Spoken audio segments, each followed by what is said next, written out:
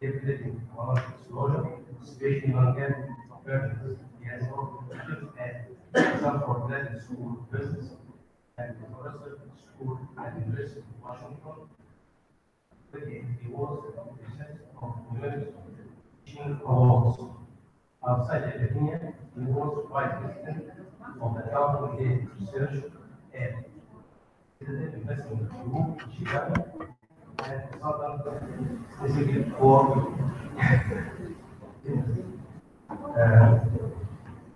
actually, he has published specifically in the top journals, including Journal of Accounting and Forex, Journal of Accounting Research, Accounting Review, the Review of Accounting Studies, Management Sciences, and Comparative Accounting Research.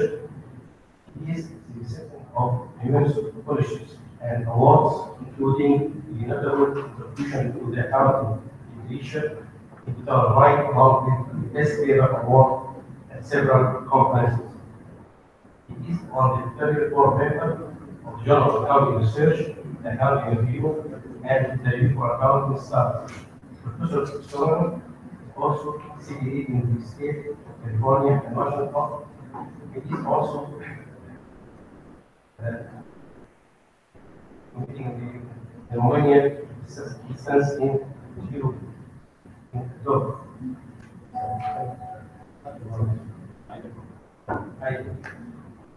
We come in our conference and would like also to discuss Professor Kusama Zeki on accounting department. Professor Mark is going to introduce the paper, the title of Chief Technical Officer and Disclosure of Non-GAAP Earnings. Now, give this speech to our guest speaker, Professor Mark, and then go back to the floor and discussion. Thank you very much. I see most everyone's left. So I will try to go short so we can be in time for dinner. And I know you look at. I'm just a little bit about me. I was born in the United States. I came from immigrant parents. سكن العرب. أنا من العرب كده شوية. So okay, معاكم إنت العربي شوية شوية. The paper دي اسمها CEO Narcissism. اكتشفت إن كلمة Narcissism جاية من نرجسية. يعني دي المعبى وش يعني مش عارف زينا احنا كده. The CEO Narcissism and non-GAAP earnings وهشرح لكم بقى الموضوع ده. The question is, how does CEO Narcissism affect non-GAAP earnings? So this is the research question. I'm هشرح لكم فيه كلمتين بعرف الجملة دي is CEO Narcissism يعني دي معناها ايه؟ و non-GAAP earnings بيبقى حاجتين كبار واحنا we're trying to نربطهم في بعض. كل واحدة ليها ريسيرش يعني واحدة behavioral يعني في psychology والحاجات دي وبعدين the other one is very archival and financial and mathematical. I'm trying to link the two, take a psychology theory kind of behavioral and putها على something that's financial or capital markets. What is narcissism? Narcissism. واحد معجب بشكل يعني someone who likes the way they look. A narcissist, يعني أسهل حاجة to think of the narcissist, think of Donald Trump. يعني ده أسهل حاجة كده تسهل الموضوع يعني. فواحد is someone who loves themselves, very يعني into themselves, واحد واخد That's the CEO, and unfortunately يعني معظم CEOs في أمريكا كده. يعني انت عشان حتى توصل للمكان ده you have to be a narcissist to reach this kind of power. حتى يعني even in a university or in a government or any structure to reach the top you have to be again you have to be again, that's again, you have to really be very confident, and you have to say, I'm ready to go to the top, or I'm going to fight, or and that's the way it works. But the narcissist loves to see themselves, they love to think of themselves. But we have a very nice measure of narcissism.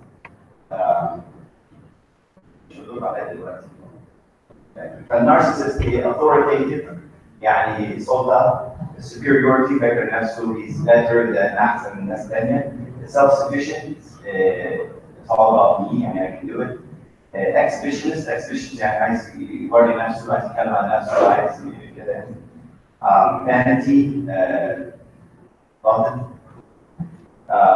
exploitive يعني takes advantage of people يعني ياكل الناس كده and entitlement يعني حاسس ان هو مستحق كل حاجه بايده زي ترامب يعني فكرت في ترامب هو نارسيسست يعني these are the narcissists عايزين self enhancement عايزين attention عايزين يجي كله يبص عليهم كله يتكلم عليهم يعني they don't handle criticism well محدش عايزين حد يعيب عليهم عندهم low integrity يعني ما عندهمش اصل كل شغال acts of exploitation and needing behavior يعني يعملوا حاجات كده illegal ساعات حاجات مش كويسه يعني But what do we know about narcissistic CEOs? So CEO طبعا هو chief executive officer على حاجه في الشركه يعني حاجات قلناها achievement driven charismatic دي برضه مهمه the narcissist is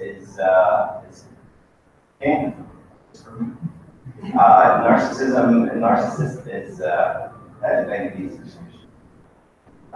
is charismatic, which means he has a very nice personality. Usually, the narcissist, arrogant, self-serving, power-oriented, lacks empathy, but he doesn't really feel people.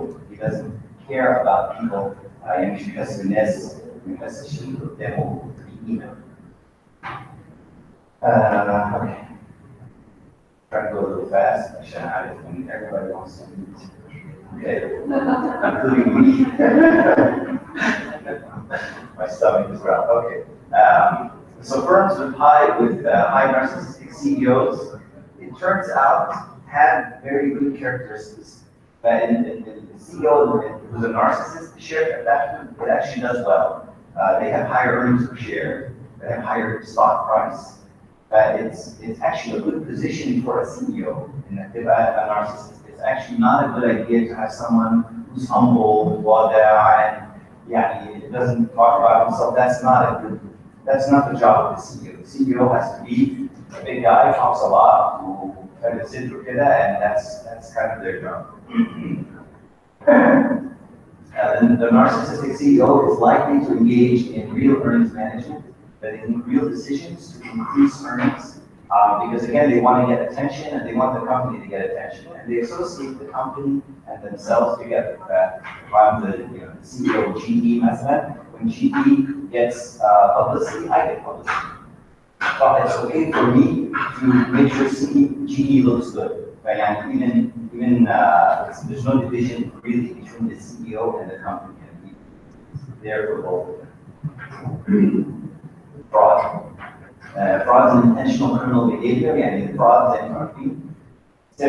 where you basically you show financial statements, one number, and it turns out to be another number. It turns out that the narcissistic CEOs are more likely to have fraud because the way they are, they're so it's so important to them to look good that they don't care about other people, they don't care about lying, they don't care about a lot of things. Themselves consumes them, and this is all they think about. And if it means I have to lie to look better, then sure, I'll lie and look better. It's not a problem. When you go back test, you find that the narcissistic CEOs commit more fraud than the non-narcissistic CEOs. So I think we have a good idea of what narcissism is, and we all have an understanding of what happens. Interestingly, narcissistic CEOs spend more money on corporate social responsibility. So these are the programs that we help the poor, we're fighting AIDS, we're fighting homelessness, we're fighting child breast cancer, أي حاجة كده موجة, they will give money to these things. Why? Because they want to look good, right? And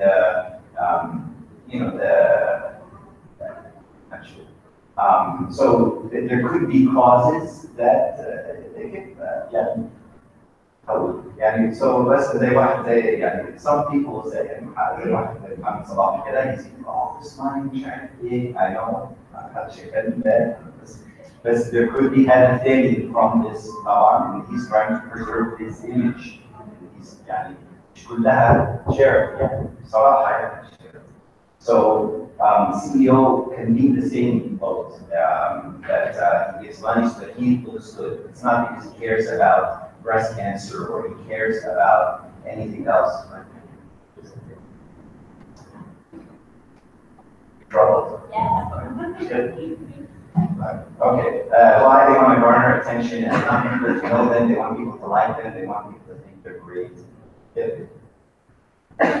Right? What's our hypothesis?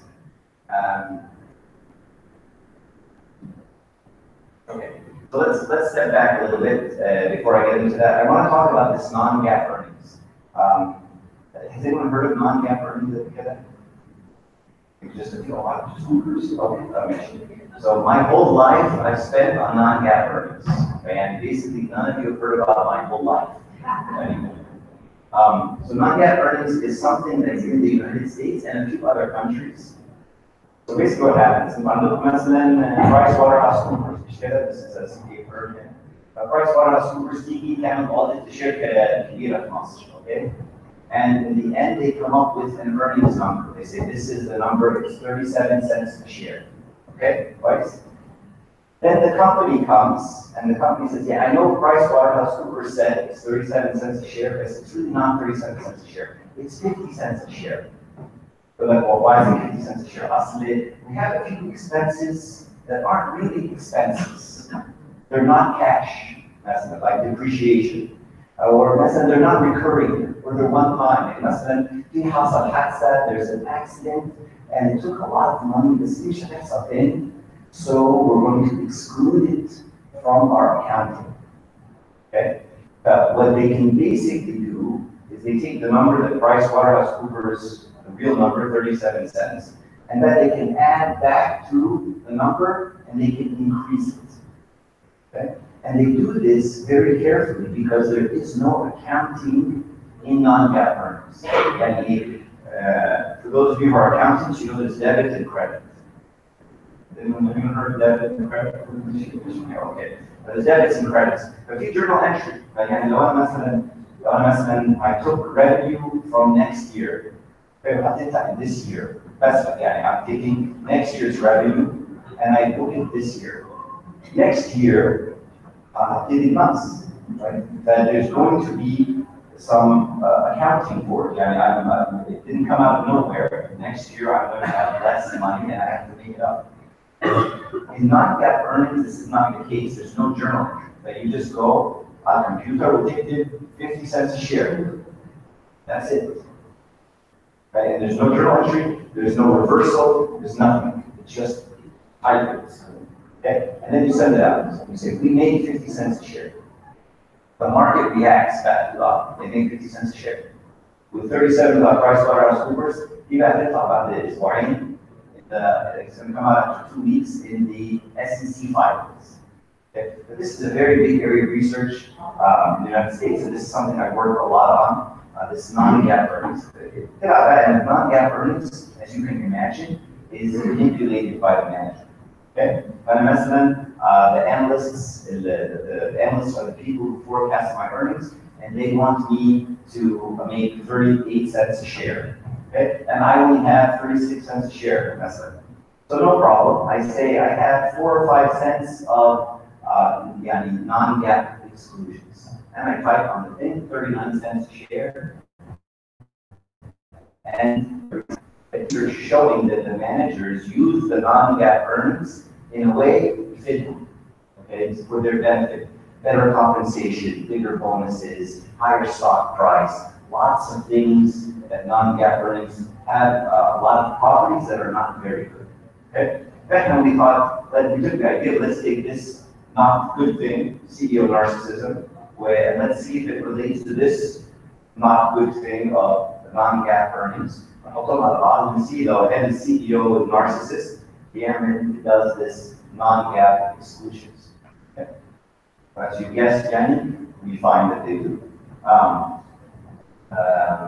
I would hide the non-GAAP earnings, and the first bullet there says that it gives the manager discretion to give a favorable appearance. You already يعني الشركة ماشية كويس، الشركة مش ماشية كويس بس the non-GAAP allows you to make the company look better. I don't know if Egypt you're allowed to do this.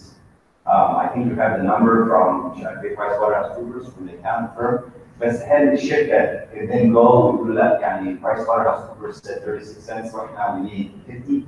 I don't think Egypt الموضوع ده موجود الحمد لله because it's not a موضوع كفاية. They want the non-GAAP earnings as required in journal entries, that there's no reversal in the future. Okay. So the idea is, if I have a narcissistic CEO, هيضغط على CFO, ويضغط على treasurer, ويقول لهم I want more earnings.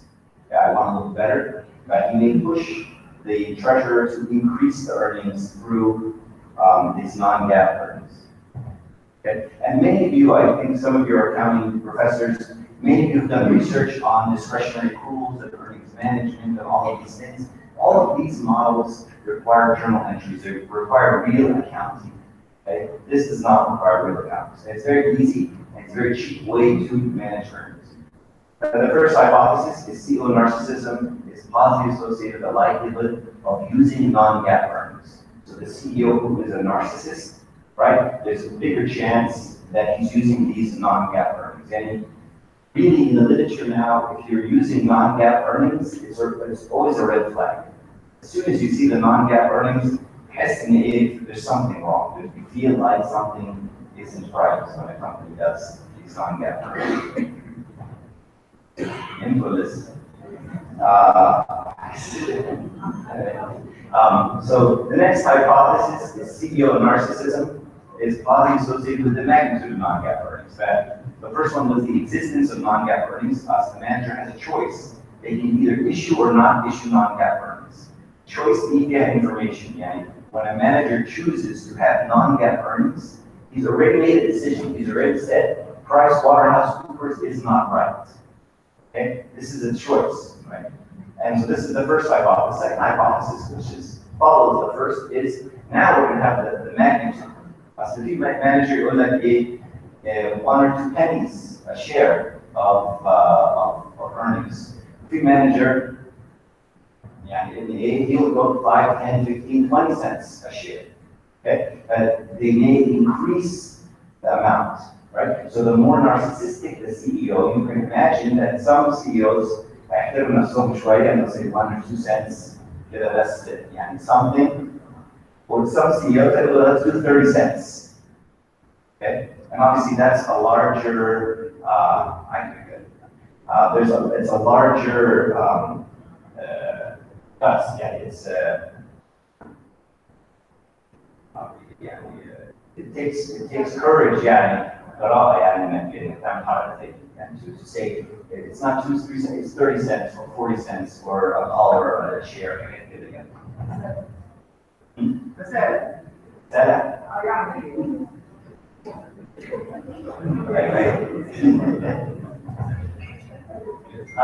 Okay, and then the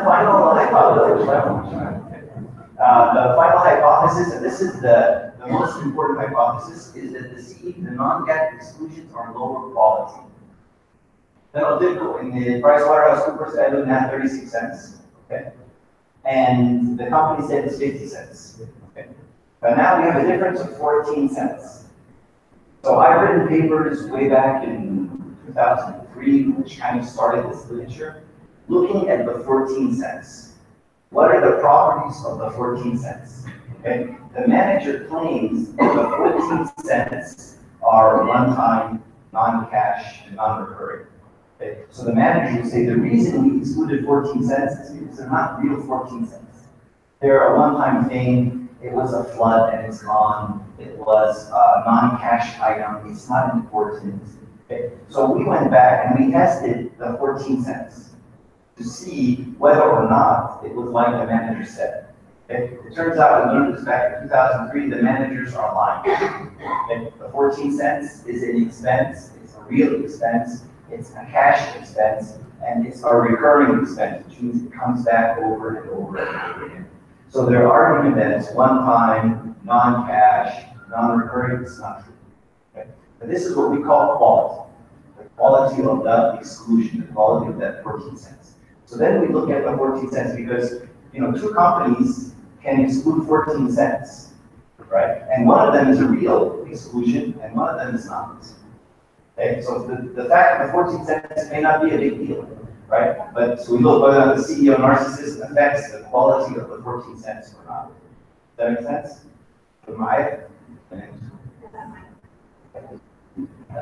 Okay.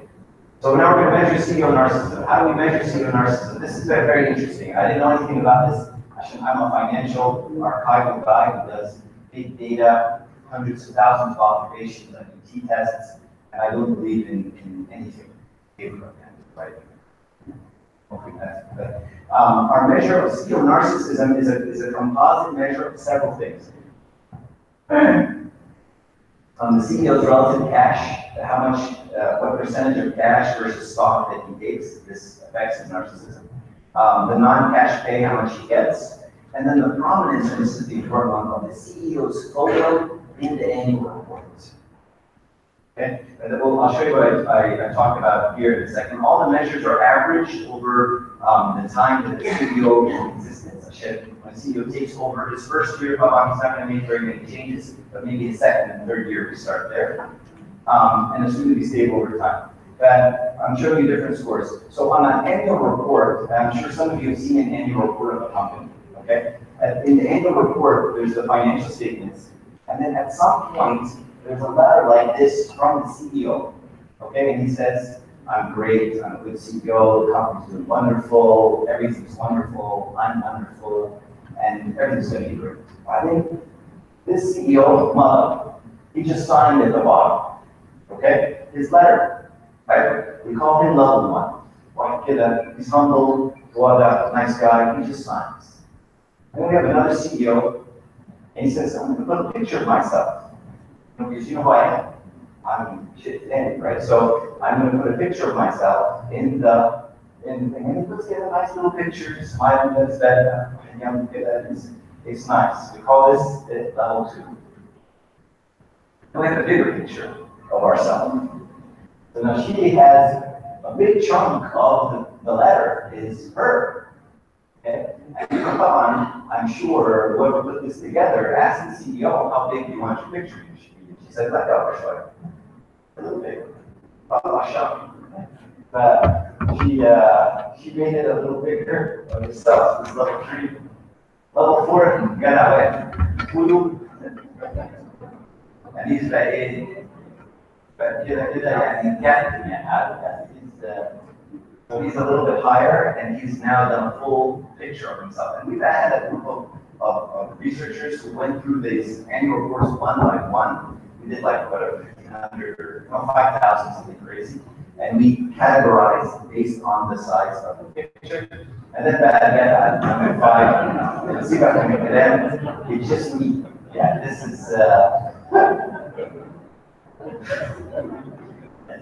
This is most of the presidents of countries.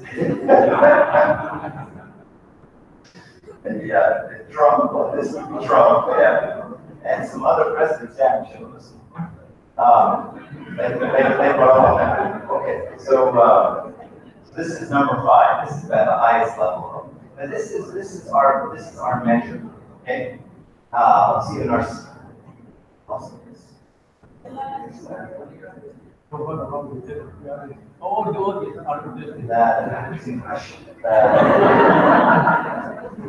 This is our score of anyway, you would think this doesn't matter, okay? the research shows, and the papers I showed you before, that this kind of score makes a very big difference, right? And that fraud increases, and the stock price, and the manipulation, all of these things are highly affected by how big a picture they put of themselves in the financial report. So this is a non-qualitative piece of information that we mix with some qualitative stuff that we know very well, the non-GAAP earnings, and that we see how they go together. I don't have to really tell you how the end goes, because the results, a bunch of tables, numbers, correlation table, get that.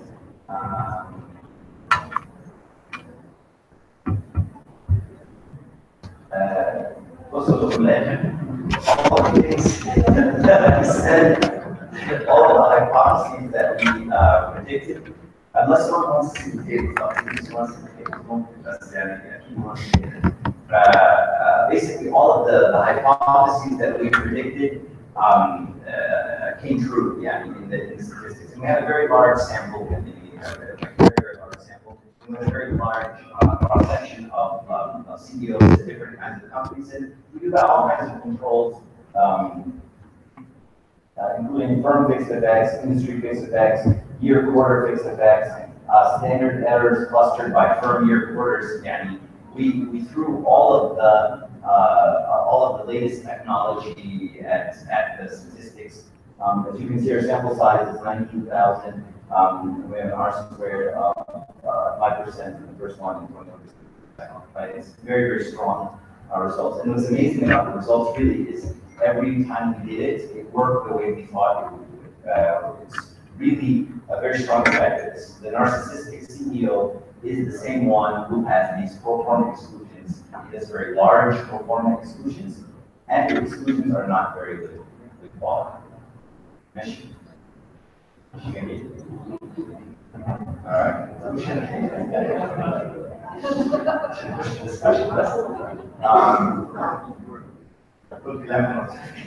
CEO narcissism influence the frequency, magnitude, and the quality of the non-GAAP earnings. I'll keep going. And our findings are useful in identifying which firms may be more likely to employ non-GAAP earnings. So this is interesting, man, because if I'm the Hukuma, I'm the SEC, and I see a guy who's got a big picture of himself, I may want to look into that company, right? Because I know that if he has a big picture of himself, he's probably doing other things, right? And this is sort of the this is, I think, the importance of this research. You know, when you're getting married to someone, you know, Susan is dead in the room, and you're with you're starting to see a guy, and you're starting to get to know him, right? And then you find out he lies to you. He lied to you, right? What does that mean?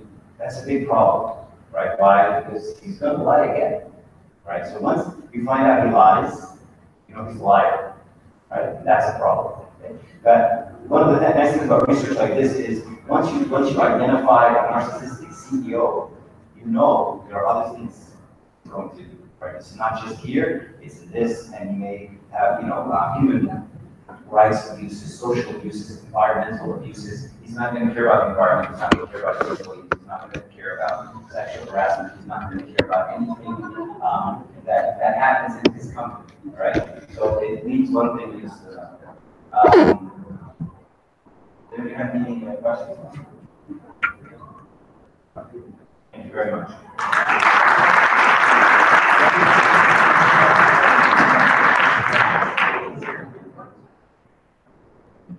Actually, identify works. That's why our this speaker is very clever to do presentation and it's let us support us to harness our funds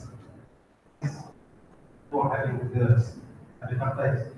And now I would like to give the speech to our President, to have some condensed feedback about paper, and then we are going to open the floor for further questions. Thank you very much. First, I welcome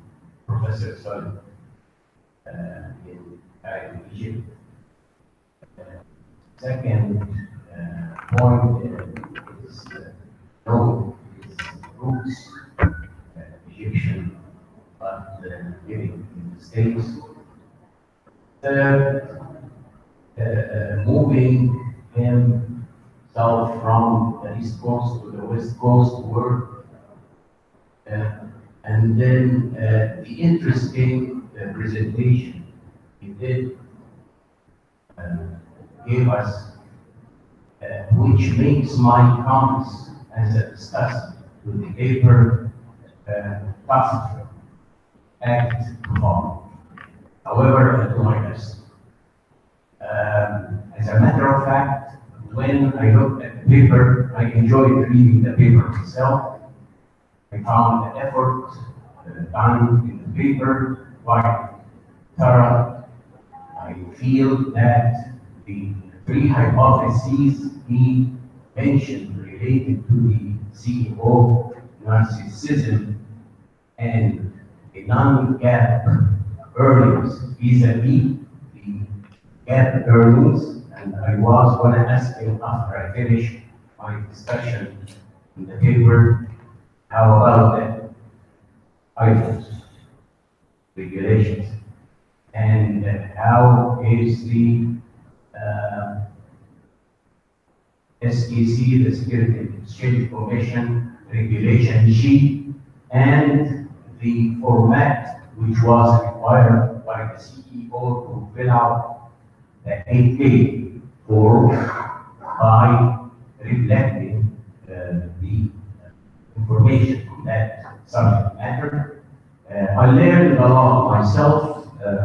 What I've been saying as far as the information after I read the paper, I felt, really informed about the non-GAAP earnings and exclusion of certain expenses or revenue to recur in the future. We better exclude it in order to present a better form of financial information for the decision makers, whether internally from the top management inside the company or from the potential investors in the stock market. Maybe I'm not as a good delivery speech as Mark Sullivan. However, I try to just focus maybe on the core of the research paper, which is related to accounting. This is the first time maybe I hear a very interesting accounting paper, and I'm sure that some of the audience here may think to change their specialization afterwards, but I promise you, in the literature, we're not going to see all that which was delivered by Mark Sullivan. This is why I feel that this research paper presentation is another addition to the subject matter, and a very enjoyable one. So that the three hypotheses reflects. I'm just going to summarize some of the things quickly as I got the attention of when I read the paper.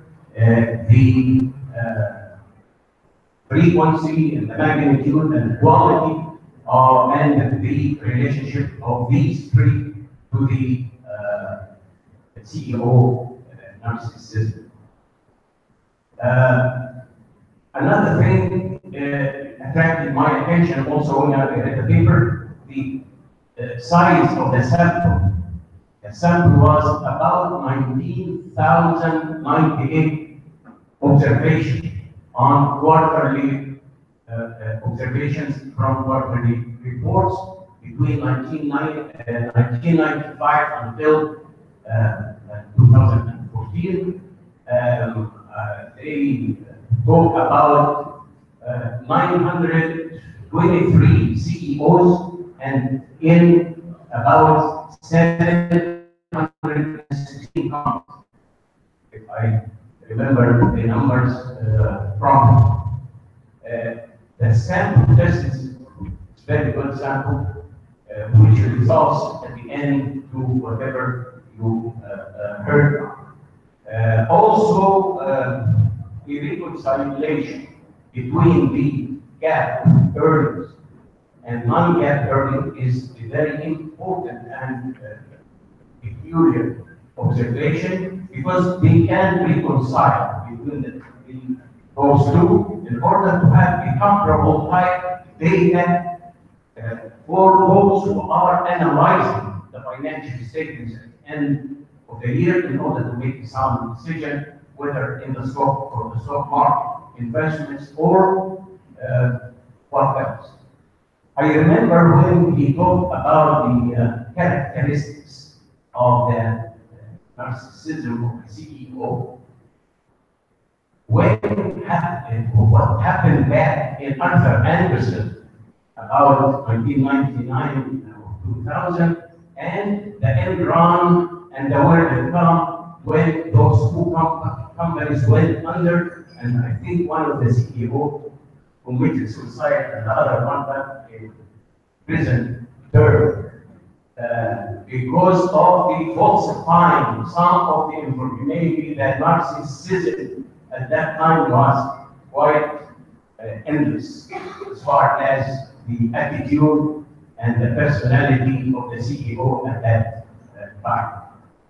This just reminded me of the importance of the outside auditors, the big four in the US auditors, CPAs, institutions, and PricewaterhouseCoopers is one of them, and the others, three, carry a very heavy responsibility to reduce the impact of such narcissism of these CEOs who can forget about themselves and forget about the reputation.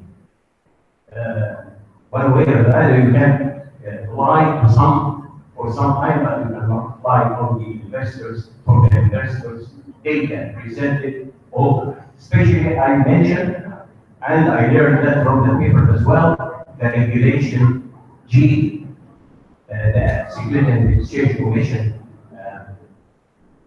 mentioned that, and that Form 8A, which was or has to be filled in, turned out, I think, in 5 days after the presentation of such financial data. But the point is, at the end of the day, I would like to have some sort of reliable, confident type of figures I can build on my investments. Otherwise, I think the economy is going to go under. And it happens every once in a while. And we heard about the financial crisis that took place in the States back in 2008. So anyway, I think with the references mentioned in the paper, about 56 references related directly or indirectly, and this put me back to remember the day when I wrote my thesis, the documentation. Nowadays, I see some documentations on papers or in theses, whether master's or doctorate degrees, not very precise and not clear if the documentation is related to the researcher or the author point of view or somebody else, or an interpretation. So documentation nowadays is kind of hazy as far as I am concerned. I learned that documentation or reminded me of the good documentation. Every time I think of something, I can see it as a footnote right away and with explanation. I thank you for that, and I think it made me, adding value added to whatever I read on the subject matter after in comparison to people. I thank you for it, and I enjoyed your speech and your presentation, and I think I'm gonna read more on that subject matter, and I welcome you again in Cairo, Egypt. You made our day. Thank you. Thank you, Professor, for providing the comments. Now, the floor is open to take questions or comments. Yes, please.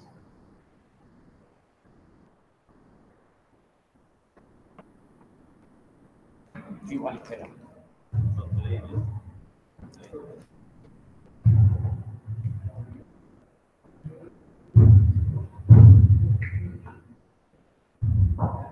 First, very much for your nice presentation. And I must have two questions. First, you said that you measure the person, whether it is narcissist or not, and this only one measure, the case photo in the report. This is the only measure you use. We use three. We use the proportion of CEO, the amount of pay he gets, she, and the proportion of stock to cash, and that. So it's a composite measure. So we combine the three and factor. Second, how to judge that if someone achieved, if any company achieved not yet earning is only relating to that because CEO is a narcissist. I mean that sometimes he may be a narcissist, but non-GAAP earning is not related because his behavior is narcissist. How you control, how you set the four factors are controlling except narcissist. So you said that narcissism is relating to a non-GAAP. You're trying to prove this for us. So how you control other factors, but because the non-GAAP may be for any other factors besides the narcissist. How you relating only this by narcissist?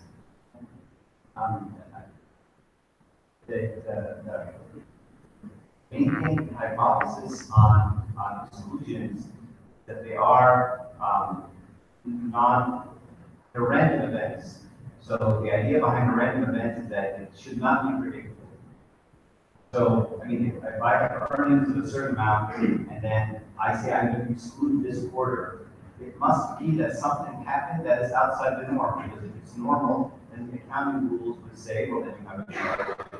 So for the manager to say, no, even though this is the accounting rules and this is what's supposed to happen, I'm not going to do this quarter because it's a random thing. So the main hypothesis is that it should be zero.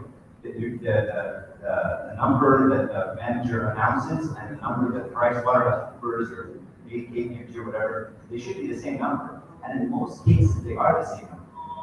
So the only time that there will be something different is if something unusual happens, right? So you can't really model an abnormal exclusion. It's really, I think, the heart of your question. Like, let's control for all other factors that predict exclusions. There really are no other factors that predict exclusions because they are random, one-time events. One of the things we do is we control for industry. So maybe some industries may be more prone to exclusions than other, and we do firm fixed effects. So some firm may be more prone to exclusion than other, but in theory there should be models for it. Yes, please. Come.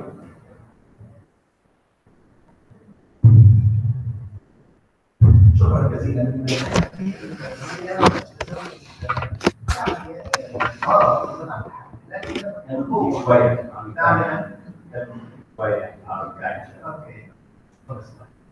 لأن تكون ناتجة عن قوة مسؤولية. معدل يعني وجه من مثلا امريكا عليها واحد لا هي تعتبر اكبر قوه في العالم علميا وثقافيا واقتصاديا وعسكريا والى اخره. لكن لما ياتي هذه النسيه تاتي من شعب شخصي يعني احياء فهذا تكون المشكله. ده بيفكرنا بالنقطه اللي بتقول ان احد الزعماء الافارقه كان متعجب بمشروع مارشال، ازاي لان امريكا بعد ما كسروا المانيا جابوا مشروع مارشال وطلع المانيا واحده من افضل بلاد العالم. فجمع وزراء ثم قال لهم عايزين نعمل حرب على امريكا فلما ننهزم فامريكا ولألمانيا. فحتى أحد الوزراء ذات نفسه قال وماذا لو انتصرنا على أمريكا؟ شكرا.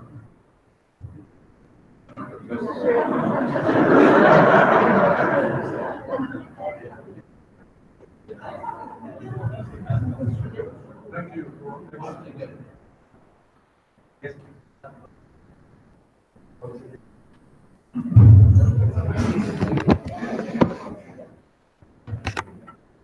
Thank you, sir, for your great presentation. What you said about non-GAAP, allowing the states to do that, it's illegal to do that. Yeah, so as you mentioned, in 2003, long time ago, the SEC required something called Regulation G. For that, companies did it all the time.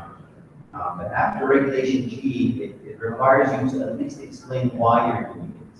But companies still do it. And so what happened is, in 2003, the SEC, basically the police started regulating a lot. So what we see is it goes way down. And then it waits a few years, and then when the SEC looks at another thing, it starts going back up again. So now it's back up to where it used to be. There's something to note. So you read in the newspaper or on the internet that the Microsoft earnings were 45 cents a share. The number that you're reading may or may not be the PricewaterhouseCoopers number. That's the company announcing its earnings. It says we made 45 cents a share. Allah Alam, whether or not this is the non-GAAP number or the GAAP number, the real account number. You have to read the article and see it says 45 cents for traffic, and then it says the GAAP number was whatever, 35 cents. So and sometimes you read the article and it's like down in the bottom of the article is the real number. But the headline says 45 cents. And this is what they do. So the auditors don't audit this number. So PricewaterhouseCoopers, KPMG, whatever, they don't look at that number, they don't give an opinion on this number. Their opinion is on the real number, and the company can say whatever the company wants to say. They want to write an article and says it's this, they can write whatever they want to say. And it's up to the analysts and the investors to figure out what's the truth. What about if the company made loss? Do you think it will take the same action?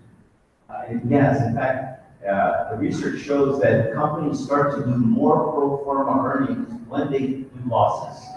Because they want, especially if they have a loss, and they want to make it look like a gain. But they lost 3 cents a share, this loss sounds bad. But they do pro forma and they get it up to a gain. And then there's other research that shows that once the stock price starts to go down, that's when the company does it. Because they need something to get the stock price up. There's more exclusions when the stock price starts to drop and still can't get the stock price up. They'll do performance exclusions, will raise earnings so that the stock price can go up. You ask about if it's happened in Egypt. I have an example, it's already happened in Egypt. But those belong to the company, they take the bank balance in dollars, US dollars, because the capital goes in dollar, and what is happening here, the rates, the assets. Start with, for example, 3.3, so we keep it like this. But with rotation and whatnot. It's happened, it could be happened, but you have to get a permission from the source. The Egyptian rules allows you to appeal Meslen and try to get a mediation from the accounting group.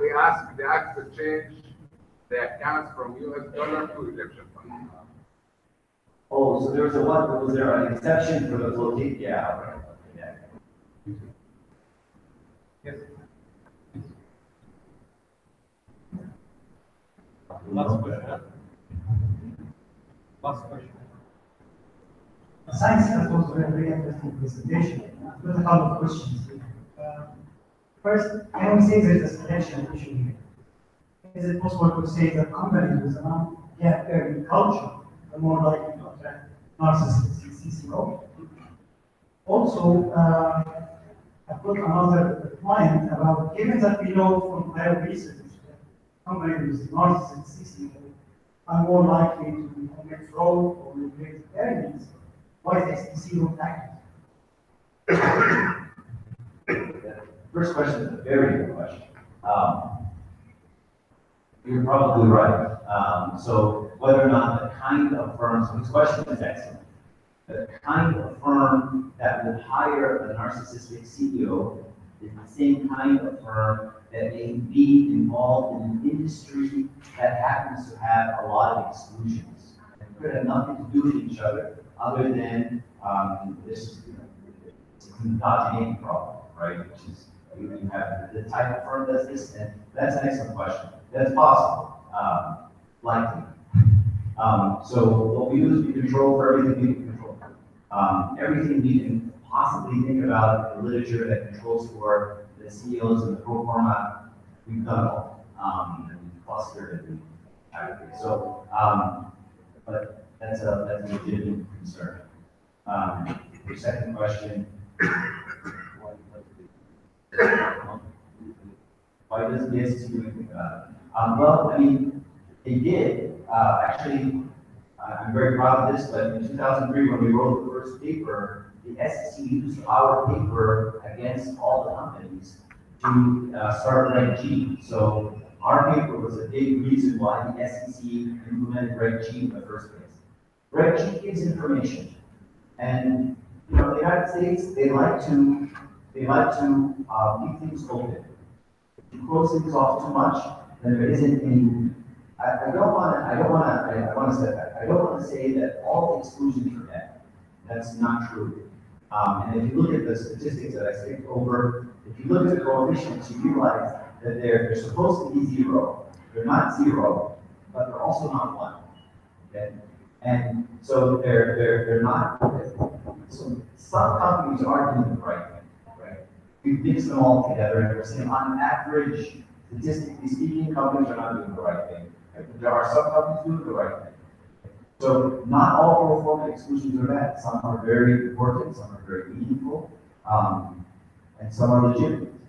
So the SEC, it's hard for the SEC to come in and say, it's hard for anyone to come in, even the auditor, and say good or bad. I can do it because I have 19,000 observations over 10 years, right? And I can come in at a very high view, and I can test systematically, right? And I can go back, and it's easier for me. Right? If you're standing there looking at the financial statements, you can't tell. But it takes years before you can figure out on average if something is actually going on. Right? So I have an advantage. You know, I'm an academic. I don't have to work for a living, right? So I just less things to do. Let the SEC figure it out. Thank you very much. I would like to add something else. I have to tell you that within the hospital office, we have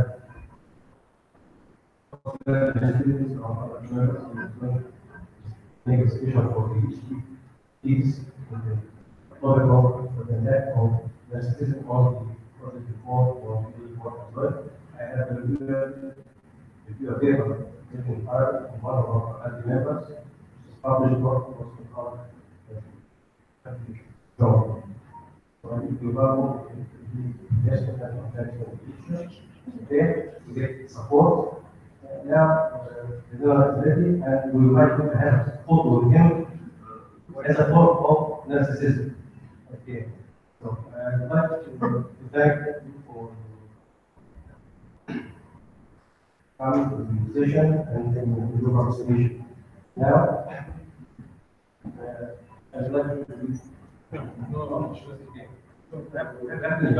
yeah, so we have to close the session. So just show our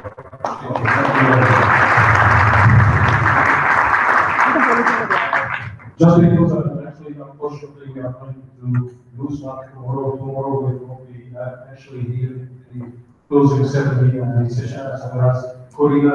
Actually, so we are very pleased and honored for having fulfilled them. So we are just having some stuff and actually to show our appreciation and how we were honored to have them actually with us and as keynote speakers. For the rest of the keynote speakers, actually you will be with us during the closing ceremonies.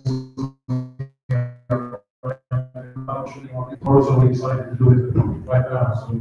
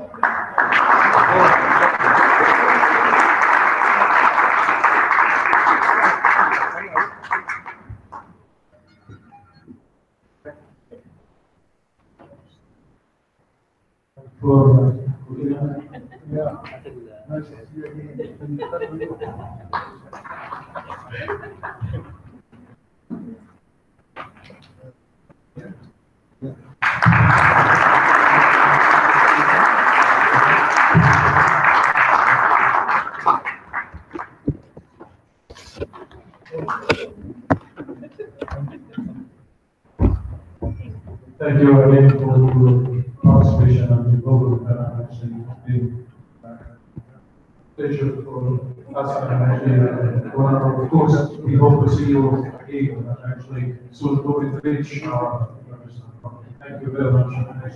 And then, yeah, we are going to get also decide and actually our sponsors and actually the partner for our sponsor, which is a big expense for us. So we invite the keynote speakers. We want to have actually a group photo.